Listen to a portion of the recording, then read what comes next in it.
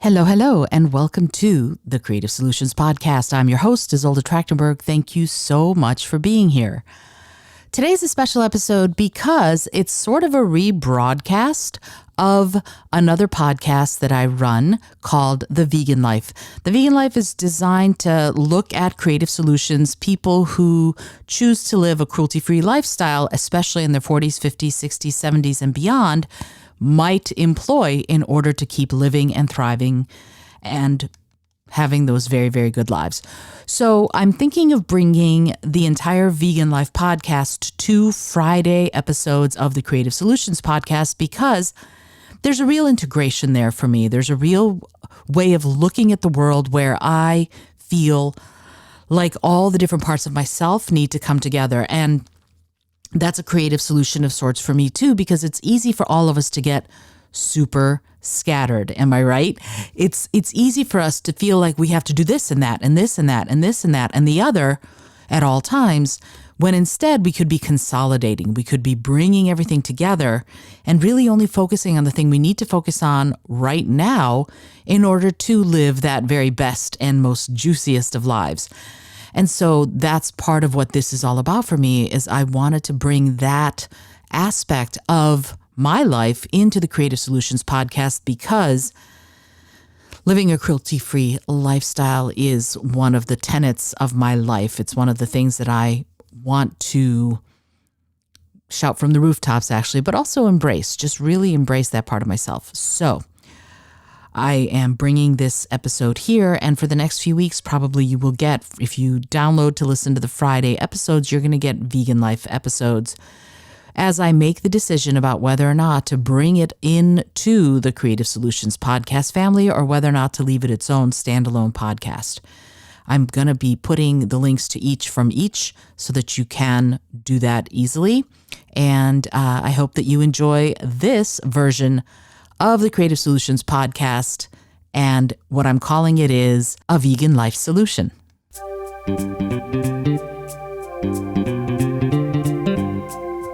Hello, and welcome to the Creative Solutions Podcast. I'm your host, Izolda. Whether you're writing the first sentence of a story or solving the climate crisis, you need to think in new ways. On the show, I interview peak performers who are coming up with those creative solutions. Through creativity, action, inspiration, and innovation, they're changing the world. I also bring you ideas and techniques that you can use to unlock your potential to do the same. And now, let's get to the show.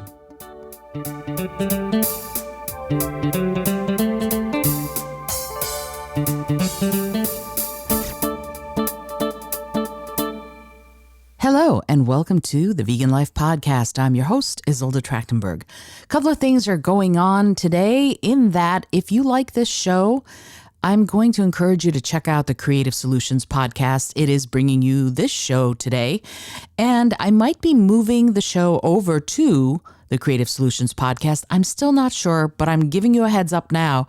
Go ahead and subscribe to that show and listen on Fridays, because I'm going to be airing this same episode on Fridays there for a little while I also air it on this Vegan Life actual show.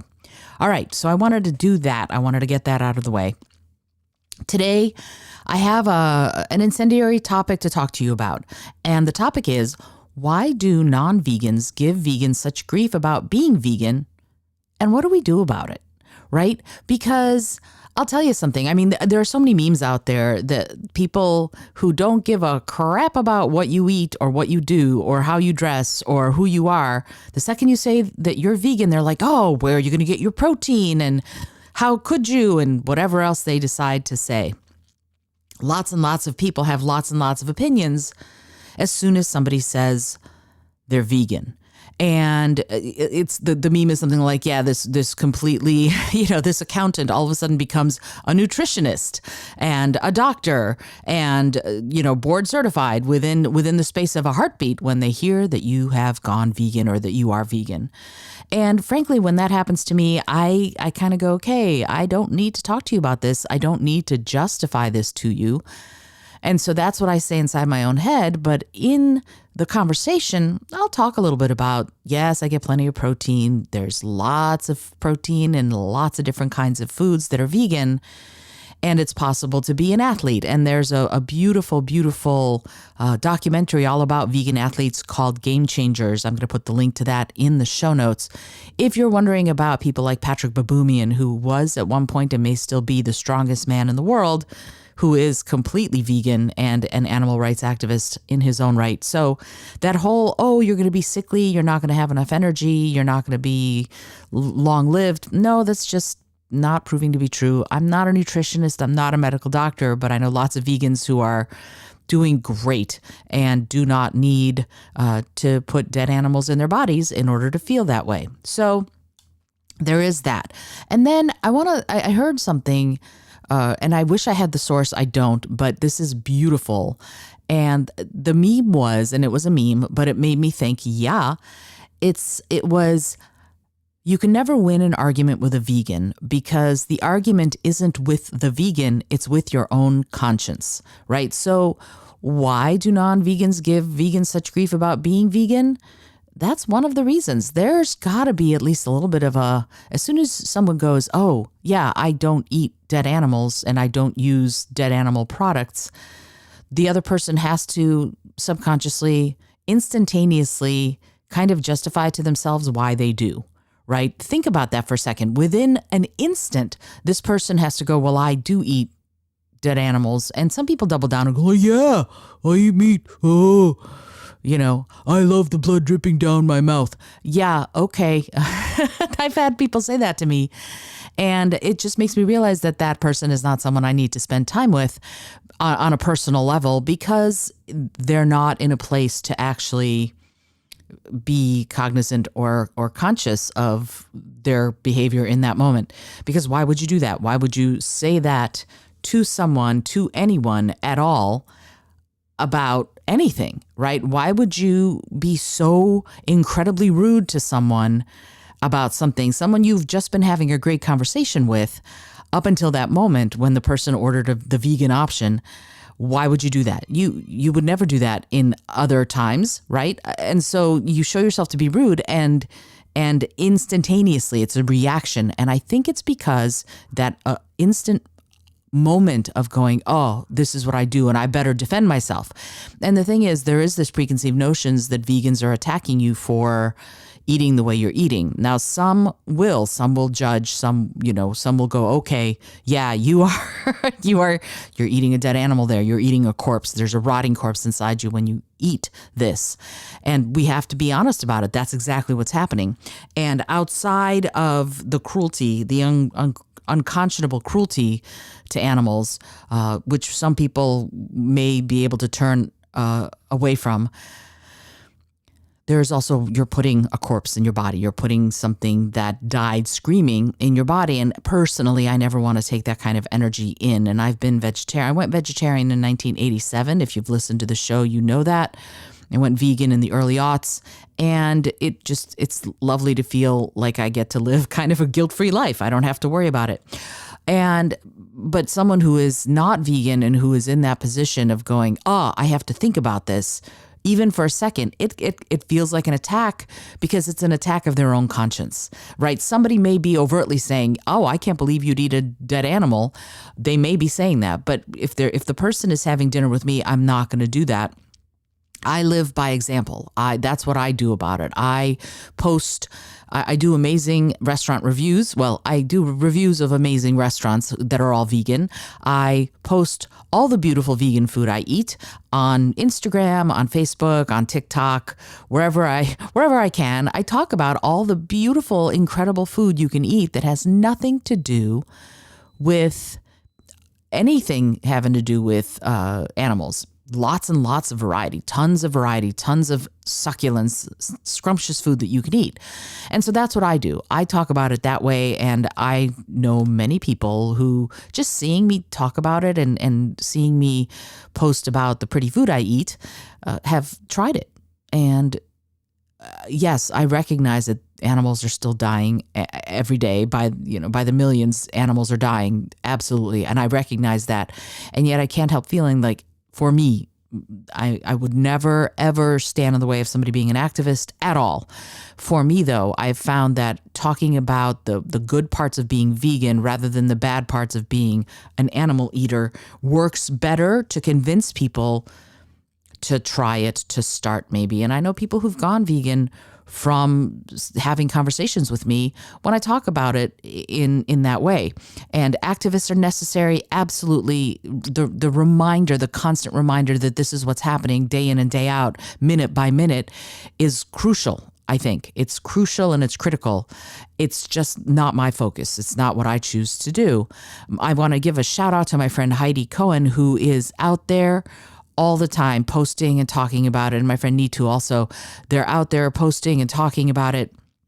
And really just being upfront about the things that are going on. My friend Lisa, who's the founder and runs the Red Robin Song Animal Sanctuary, talks about it all the time because she has rescue animals that she's taking care of, she and her team. Gene Bauer, who is the co-founder of Farm Sanctuaries, they're talking about it. He talks about it more from the kindness perspective.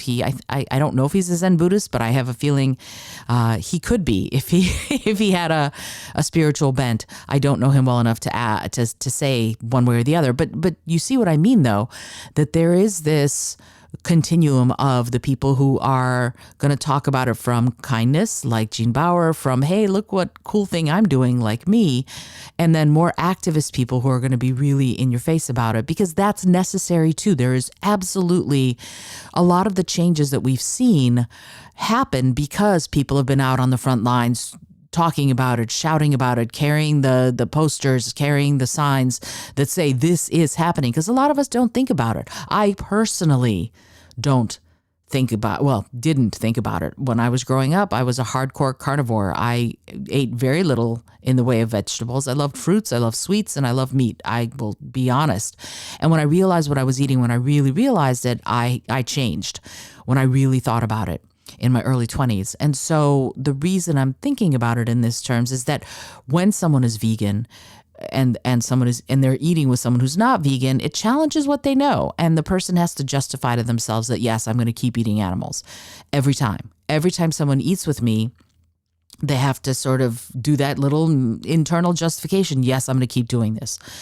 And then hopefully from me to all of my friends and loved ones, what happens is over time, they realize that they don't need to, and that they can do this and have less dead animal on their plates.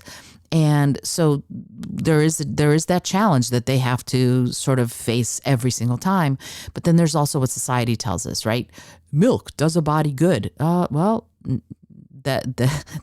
isn't necessarily true. Again, I'm not a nutritionist, but it certainly does a calf good. And what happens to the calves when their mother's milk is being taken for human consumption? That's something that we really, we all have to think about. What happens to the calf? Who was supposed to be drinking that milk? That's a problem, right? So that whole, milk does a body good and got milk campaign by the dairy industry was designed to get people thinking that they need to have milk. And there are lots of doctors out there going now, yeah, you don't. You don't. And in fact, look at the increase in the number of people who are, who can't have dairy, right? They are allergic to dairy. And I think that's happening because we're seeing it more. We're seeing more what is actually going on. And people who used to think, oh, I just have an upset stomach, are realizing that it's a sensitivity to dairy. And likely that is because we shouldn't be having dairy. Dairy from cows anyway, isn't good for us. And I'm just going to say that because so many people's allergies, I have a niece who's allergic to dairy also. And the numbers are increasing in part because I think we're understanding more what those the characteristics of the issue are or have been. So that's something for us to think about, right? And when you don't know the whole story, when you do see tons of commercials telling you to eat steak and beef, not dead cow. Notice I'm always interested in the fact that pork is actually dead pig. Beef is actually dead cow. We do say turkey and we do say chicken, but for the bigger animals, we don't. We call them something else. And you have to wonder why. Why do they call them something else? I think it's a separator. I think it's a way of dividing yourself, creating distance between yourself and the fact that you're eating this dead animal that you can look at and talk to. So that's something else. And what to do about it, I've already mentioned that, there is a spectrum of what you can be doing. I mean, the sort of the far end of the spectrum is sort of radical acts of civil disobedience. And even sometimes people go in and they free the pigs that are being held in atrocious captivity. That can happen. There are also, on the other end of the spectrum, people who are brand new and just discovering what it is to live a cruelty-free lifestyle.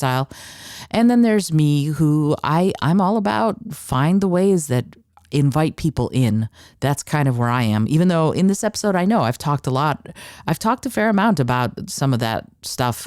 And yet I know myself, and I know that I would lose it if I were one of the people on the front lines as the trucks are coming in with the pigs that are going to be slaughtered, that the people are going to be killing.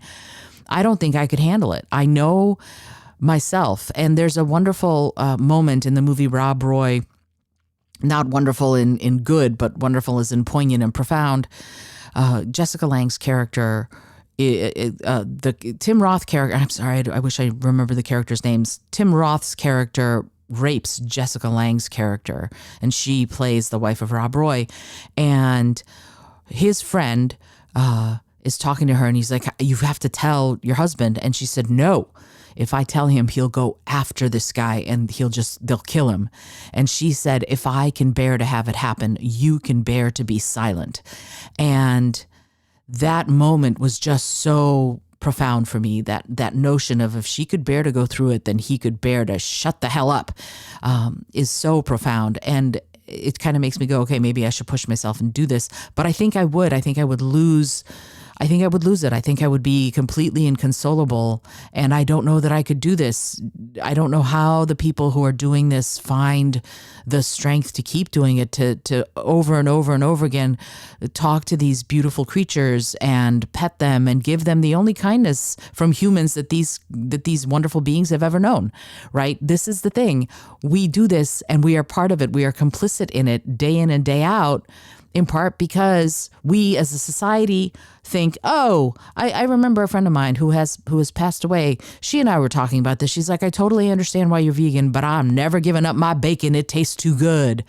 And I thought to myself when she said that, I'm like, wow, your convenience should not trump this pig getting to stay alive, right? That to me was what I thought internally. And honestly, at the time, I didn't know how to say it, but I did later. And before she passed, she hadn't started doing anything about eating less meat, but she was thinking about it. So there is that. And I'm not going to name names. I'm just going to say that it was interesting that she had at least started questioning whether or not this was going to be good for her to do. She hadn't done anything about it, but she at least talked to me about it and said she was thinking about it. So that's something. Anyway, so when I see people who are doing activism in this way, this is something that we who are vegan in this show, remember, my focus on this show is not vegans who are 20, not vegans who are 15, who are on the boots on the ground doing things. My focus on this show is really to talk to you if you are in your 40s, 50s, 60s, 70s, and beyond, who, if you're thinking about it, if you're newly vegan, if you're vegan and you want someone to commiserate with as far as the fact that I cannot find the seitan corned beef that's supposed to be out there, and the fact that, they still have not figured out a way to make a vegan version of Swiss cheese. So there's that. And actually, I want to talk, since this episode is going out the day I record it, I want to talk about something that, before I do the restaurant review of the week, something that I just saw that happened, that Miyoko Skinner of Miyoko's Kitchen has been voted out by her board. I know, right? What? They voted her out. And I'm so fascinated by the fact that happened. She started the company in, I think, 2014. She does incredible cheeses. And I am amazed and indignant on her behalf. I'm not sure that she wanted to leave, but that happened, right? That is something that happened, and weirdly, she was voted out, and the justification for her to be voted out was that they wanted to take the company into an expanding direction. In other words, they wanted someone to be CEO who was going to focus on increased sales, increased revenue, getting more of these vegan products in front of more people. And I think that's great, except for that, as I said, she is the face of that company, right? Her innovations are what created the brand. And frankly, I'm shocked that they removed her because she's the face and the name. And an increased role, I think, from a chief operating officer might have been a better route to go if they actually wanted to expand usage and what they're calling brand awareness, right? That's the problem, is that I don't know that that's the reason. And I'm speculating here, I will be honest, but think about it. This woman who started this, who's doing these incredible aged vegan cheeses, and they are incredible. They're so tasty. And she's doing it all with nuts and things like that. Just brilliant work, brilliant innovator, amazing person. I actually hope to have her on the show at one point or another. And so there's this notion of, she did all this incredible stuff. And now because she had a board of directors for her company, because it was an incorporated company, it was a corporation, they voted her out, and now she has to go and do something else. And I honestly was thinking about this. When she started the company, did she have it in her head that someday she might be voted out, that was a possibility? And did she put in a clause in her contract with them that said that they could not hold her to a non-compete, right? In other words, what all those recipes that Miyoko developed for the Miyoko's Kitchen brand, does she get to keep using them? Or does the brand get to go, these are ours, and you who invented these never, ever, ever get to use them again? Think about that, right? The machinations here are so bizarre, because if she didn't have it in her mind that they could vote her out, that she could be ousted from her own company, if she didn't have it in her mind, she probably didn't put that in the contract, that they can't enforce a non-compete. In fact, there might even be something in there that says that there's a non-compete, that she can't make vegan cheeses for a while. And I gotta tell you, that makes me livid on a level that I'm having trouble processing. And so there's something here that I wish that I could talk to her about it, because if that is the case, then think about what happens to entrepreneurs who want to start these companies and what they need to do in order to protect their intellectual property, their innovations, their inventions, their creativity, because your board could eventually go, we want to take everything in a different direction. And you who started the company, who are the name and the face of the company, you're out. And I do wonder if the reason they voted her out is because they thought that she was too polarizing and too political on behalf of non-human animals. Because if you follow her on LinkedIn, Miyoko Skinner, if you follow her on LinkedIn, she's always talking about this. She has a farm where she has rescue animals and things like that. I don't even know exactly who the animals are, but I know she's got rescue animals, and she grows some of the things that she needs in order to be able to make the recipes, et cetera, et cetera. I don't know the whole setup, but the point is that she talks about these non-human animals that she shares her life with, and she talks about slaughterhouses, and she is polarizing. She is political. She is out there on the front lines talking about lowering the cruelty, right? And so I'm wondering if the board went, we're getting pressure to not have her do this. And I don't know if they talked to her and said, hey, you have to stop. And she said, no, screw you, I'm going to keep going. I have no idea. But isn't it something for us to think about? Like, what does being an activist mean? Particularly if you're a vegan activist, what does being an activist mean when you have a board to answer to? And how much, quote, bad behavior are you allowed? Isn't that interesting, right? This is a fascinating topic of conversation, and I wish that I could talk to her about it and get her point of view and blessing, because there's something here that's profound and poignant and really needs to be opened up and looked at. Because if you're an entrepreneur and you're incorporating and taking on a board of directors, you could be voted out. So protect yourself. Very important. Protect yourself. Okay. Now I want to do the review of vegan restaurant that I have tried in these last couple of weeks. It's Red Bamboo, which is the first big main vegan restaurant in all of New York City. It's over 20 years old. And I'm going to tell you where it is, 140 West 4th Street, New York, New York, in the West Village. And I had never been there. I had never been to Red Bamboo. In the entire time I've been visiting New York since it opened, and since I've lived here, nope. I actually got invited by friends for a friend's birthday. Hey, would you like to go to Red Bamboo and have lunch? Sure. Didn't know what it was. Passed it many times. Never thought anything about it. Went in, and it was a delight in many ways. The people who work there are phenomenal. I would say that the menu is extensive. There's all sorts of different stuff. There's Asian-inspired food. There's Southern-inspired food. There's sandwich food. There's salads. All sorts of stuff. I will say that some of the stuff I had, I was like, okay. For example, the BLT, it's the B of the BLT is seitan, and my husband makes bacon with a K out of rice paper, and it's amazing. And I'm like, I may be spoiled because that is what I want in my BLT, but hey, you know what? It was fine.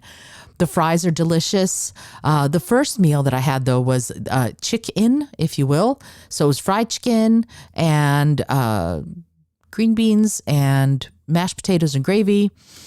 And I have never eaten actual chicken. Never in my life, even when I wasn't vegan, I've never eaten chicken. So I don't know if it tastes like chicken, but it was good. It was tasty. The plates are huge. On the other hand, the cocktail shrimp that I had one of the other weeks, wow, it was weird because the texture was right there. The shrimp cocktail sauce was right. Everything was right there. It was a little creepy. And that's one of the things that happens to me when I taste food that's too reminiscent of the dead animal. I get a little shiver. I shudder a little bit because I don't need it to be like that. But at the same time, I'm a sucker for the condiments. I've realized recently that one of the things I loved about eating meat was that I love the condiments. Like I love the barbecue sauce. I love the ketchup. I love the cocktail sauce. I love the hollandaise sauce. I love all of those things. Like I can put it on a bunch of sauteed tofu and be just fine. I don't need for it to be the ribs of a dead pig. So yeah, condiments are great. The shrimp cocktail was great. The steak and potatoes, again, steak being vegan, and potatoes, delicious. And I would say maybe just a hint too much of the rosemary, just a hint too much. I would have eased up on that, but I'm getting really nitpicky on that.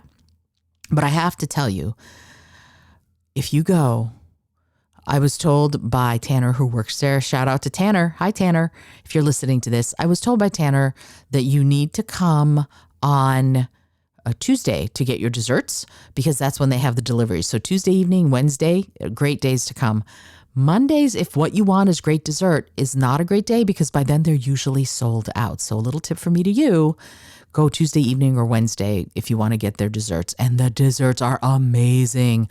I had a white chocolate and raspberry cheesecake with a sort of a raspberry coulis on top and a gluten-free crust. And it was amazing. So creamy and delicious. Just the right taste and texture. And the raspberries set it off beautifully. And the presentation is always a delight there. So I really have to tell you, I've tried several desserts there and have loved them all, but the white chocolate raspberry cheesecake was amazing. The one thing I want to come back and get, they have an apple and cream cheesecake thing French apple cream cheese from the Baker Square in Southfield, Michigan was one of my favorite desserts ever. It's not vegan. I ate it the last time something like 35 years ago because I think that Baker Square place closed about that long ago. So yeah, I would say that apple cream cheese thing is next on my list. I'm going to have to go by there on Wednesday and have some. But anyway, yeah, I highly recommend Red Bamboo. The shrimp cocktail, absolutely. The steak and potatoes, absolutely. The various Asian-inspired foods that my husband has gotten, absolutely. The dessert, without a doubt.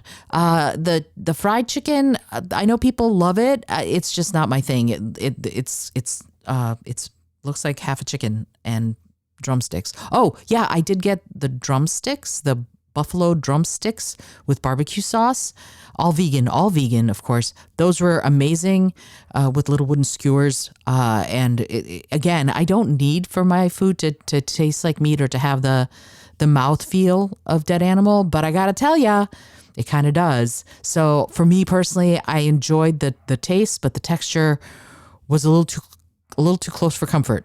Even though some people really love that, I personally don't. I'm fine with tofu taste looking like tofu, except for I like my rice paper bacon that Rich makes, and I should find and put the recipe up. We got it online. You can look it up, rice paper bacon, and you'll find it, and it's amazing. So if you go to Red Bamboo and try it, let me know what you liked about it. I would love to feature you and maybe get a quote in from you and have you say something like, hey, I had this dessert and I loved it, and you'll be on the show. And yeah, so I hope that you enjoyed today's episode. And my brain is shutting down right before I have another podcast interview in 5 minutes. Yikes. So yeah, I hope that you've enjoyed today's episode of The Vegan Life. Again, this might be moving over to the Creative Solutions podcast. I'm going to put a link in the show notes to that podcast in this podcast so that you can get there easily. And the reason is because I want to be sure that I'm getting everything all in one place. This year for me is about consolidation and focusing on things in the right way. So this show might go on for a while, simultaneous to that one, or I might be moving the whole thing over, but I'm giving you fair warning. Okay, until next time, as always, this is Izolda Trachtenberg for the Vegan Life podcast, reminding you to be bold, be creative, and most of all, be kind.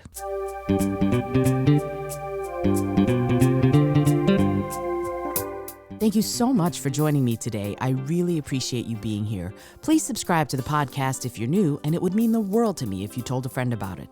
Today's episode was produced by Izolda Trachtenberg and is copyright 2023. As always, please remember this is for educational and entertainment purposes only. Past performance does not guarantee future results, although we can always hope. Until next time, keep living what you believe in.